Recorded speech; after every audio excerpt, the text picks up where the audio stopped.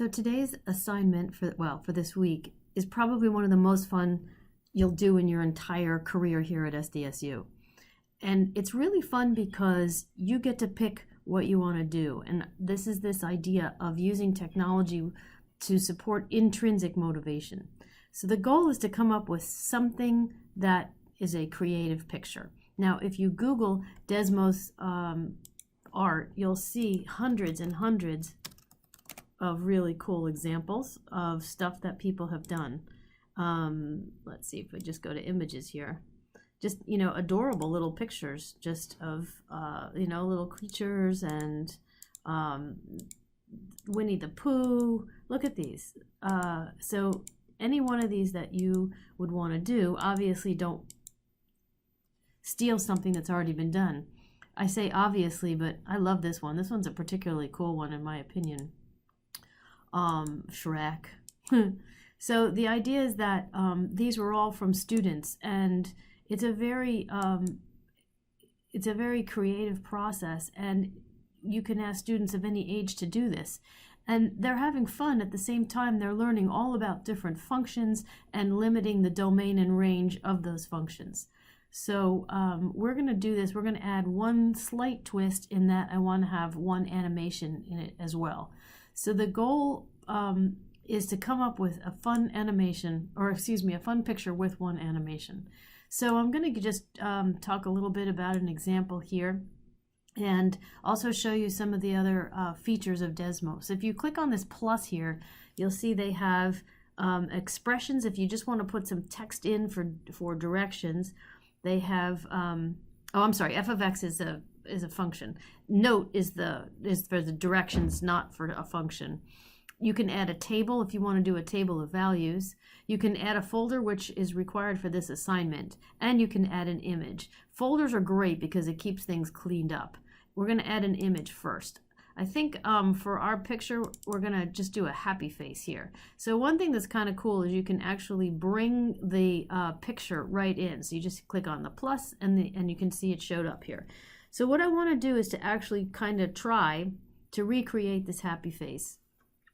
What you'll notice here is that it's zero. It's centered at 0, 0. So I guess the first thing I want to do is make an outline with a circle centered at 0, 0 with a radius of 5.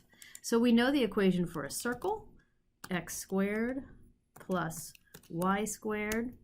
Now suppose that I think that the equation should be equal to 5.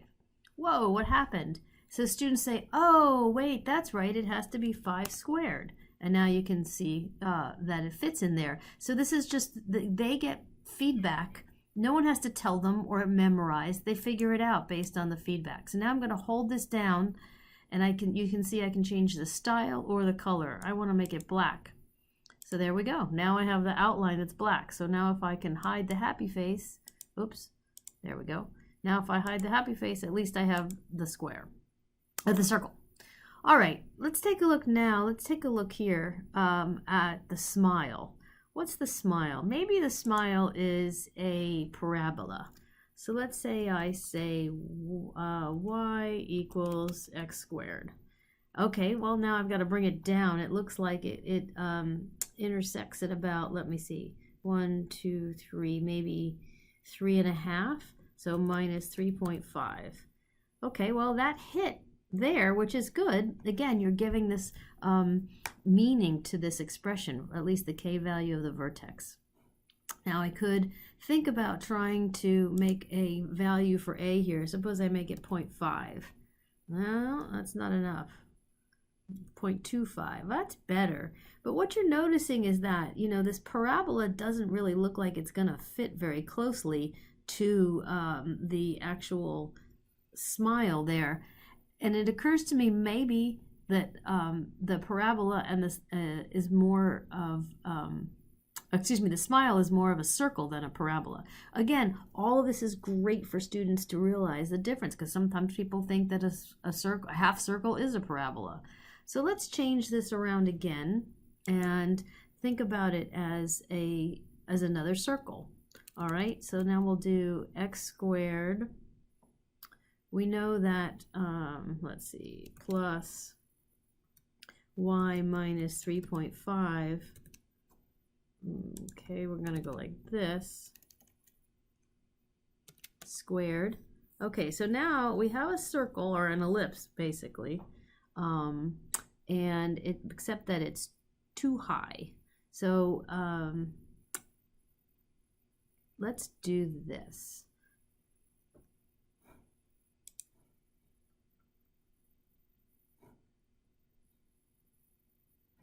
Let's make a circle. This is because the ellipse isn't working either. Let's make a circle, and we can see that if we do it this way, we can say, x squared plus y squared equals 3.5 squared. All right, so now you can see that it actually fits on there pretty well. So the circle's in the same place. So what we just need to do is to only have the top half of that. So suppose that I solve this equation for x squared, or for y squared, sorry. So that would be 3.5 squared minus x squared. Take that, move that to that side, and then we'll just imagine taking the square root of both sides, and that will get rid of this. Okay? Square root of 3.5 squared minus x squared.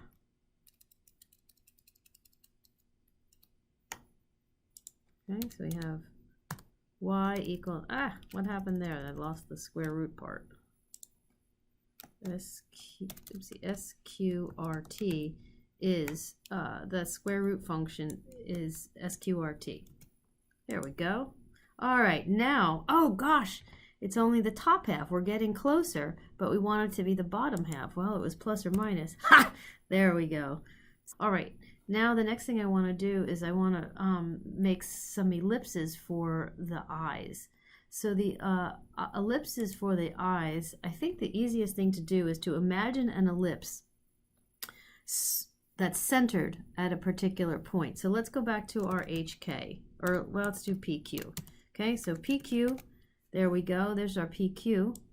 All right. Oh, it's probably not good to be black right now. Let's make it orange. All right, so we're gonna make that orange, and now I want it to be right about there to be at the center of our ellipse.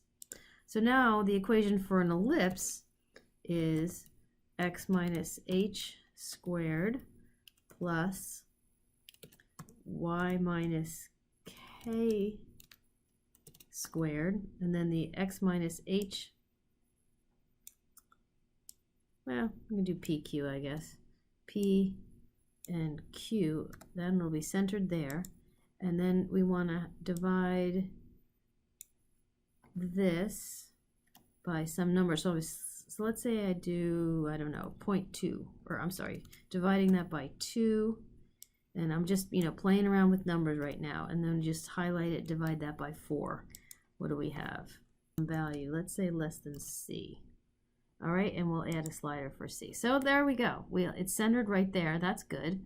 So now we can just move C, and we can say, okay, well, that's about the right radius, but it looks like it's too fat. So what happens if we make that 1? Well, that's closer. Let's make it 0.75. That looks pretty good. Maybe 0.70. And then if we move this over a little bit, I would say that's pretty good. Okay, now if I move the happy face, you can see that it's actually, because we have less than C, it's actually filled in. Now the other thing that you can do when you're done with your project is you can go to the graph settings and you can hide the axes, hide all the axes and the grid, and you can actually unclick the x-axis and the y-axis, clean it all up. But we don't want to do that right now because we have more to do. But